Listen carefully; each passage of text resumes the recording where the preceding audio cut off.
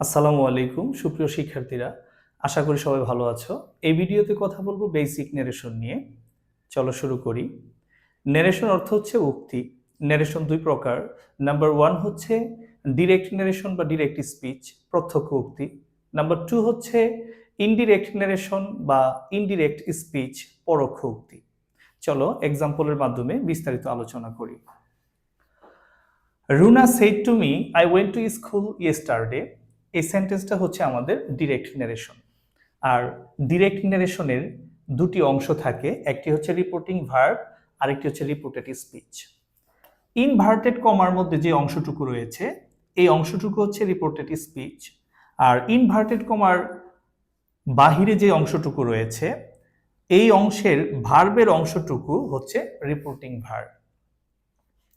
আমরা direct narration থেকে যখন ইনডিরেক্ট ন্যারেশনে চেঞ্জ করব তখন আমাদেরকে সাধারণত 5টি জায়গায় চেঞ্জ করতে হবে। সেই জায়গাগুলো কি কি?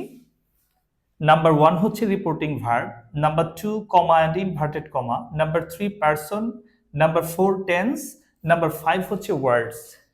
যদি ওয়ার্ড থাকে তাহলে ওয়ার্ড চেঞ্জ করতে হবে, আর ওয়ার্ড না থাকলে ওয়ার্ড চেঞ্জ করতে হবে না। এখন রিপোর্টিং ভার্ব যদি প্রেজেন্ট বা ফিউচার টেন্স হয় সেক্ষেত্রে এটা চেঞ্জ হবে না, আর রিপোর্টিং ভার্ব যদি পাস্ট হয় সেক্ষেত্রে চেঞ্জ হবে।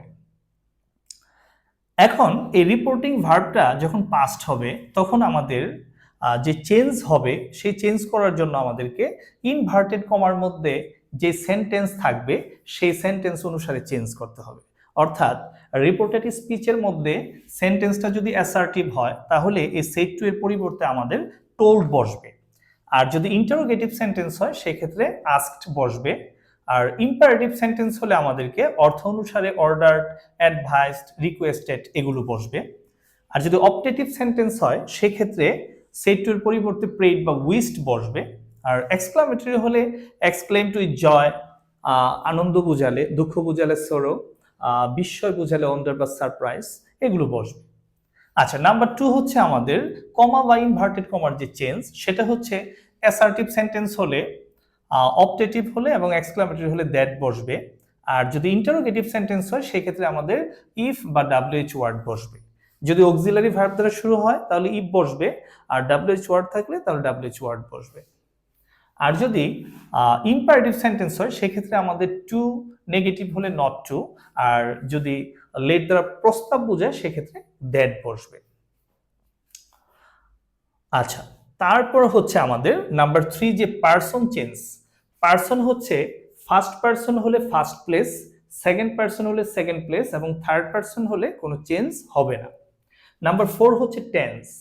টেন্সের যে চেঞ্জ সেটা হচ্ছে প্রেজেন্ট আমাদের যে চারটা টেন্স রয়েছে, indefinite, continuous, perfect, perfect continuous, এটা সমান সমান পাস্ট টেন্সে পরিবর্তন হবে।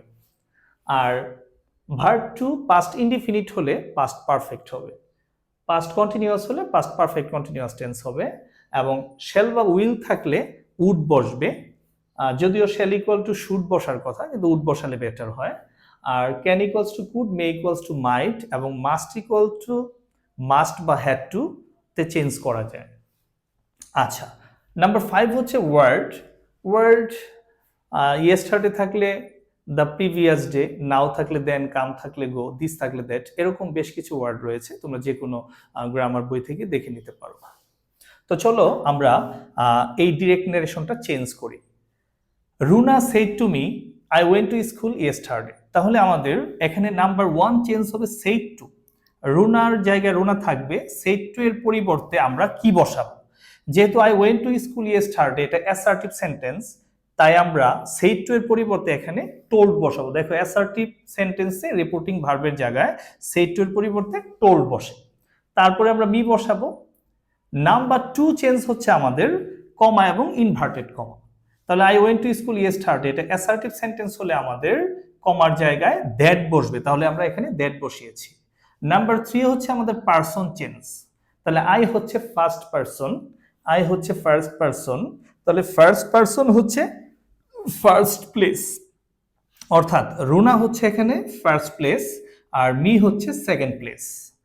সেড টু এর পূর্বে যেই পার্সন রয়েছে এটা হচ্ছে আমাদের ফার্স্ট প্লেস, তাহলে রুনার পরিবর্তে আমরা এখানে শি বসাবো। First place equal to first person equal to first place. আচ্ছা, তারপর নাম্বার 4 হচ্ছে আমাদের টেন্স চেঞ্জ। ওয়েন্ট, ওয়েন্ট হচ্ছে ভার্ব টু, তাহলে verb two equals to had plus verb three, অর্থাৎ past indefinite equal to past perfect tense. তাহলে ওয়েন্টের পরিবর্তে আমাদের এখানে চেঞ্জ হবে had plus verb three. Had, ওয়েন্টের ভার্ব থ্রি হচ্ছে গন, তারপরে যে অংশটুকু রয়েছে টু স্কুল।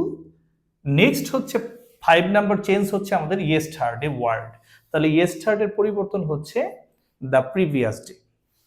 আচ্ছা, নেক্সট ওয়ান খেয়াল করো, Siam says or will say I am ill, এই ডিরেক্ট নারেশনটাকে আমরা ইনডিরেক্ট করব। সিয়াম সেইস, এই সেইস হচ্ছে আমাদের প্রেজেন্ট, উইল সে হচ্ছে ফিউচার।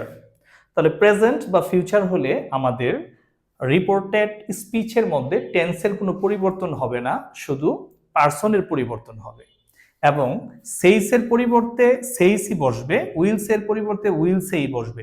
এখানে এই রিপোর্টিং ভার্বেরও চেঞ্জ হবে না। তাহলে Siam says or will say, আর কমা, ইনভার্টেড কমার পরিবর্তে যেহেতু I am ill assertive sentence, সুতরাং এখানে দ্যাট বসবে। আর পারসন, আই হচ্ছে ফার্স্ট পারসন ফার্স্ট প্লেস, তাহলে সিয়াম হচ্ছে ফার্স্ট প্লেস, সিয়ামের পরিবর্তে আমরা হি বসাবো। আর যেহেতু পারসন চেঞ্জ হয়েছে, তাহলে আমাদের ভার্ব এখানে চেঞ্জ হবে, কিন্তু টেন্স চেঞ্জ হবে না। তাহলে হি এর পরে আমাদের ইজ বসবে,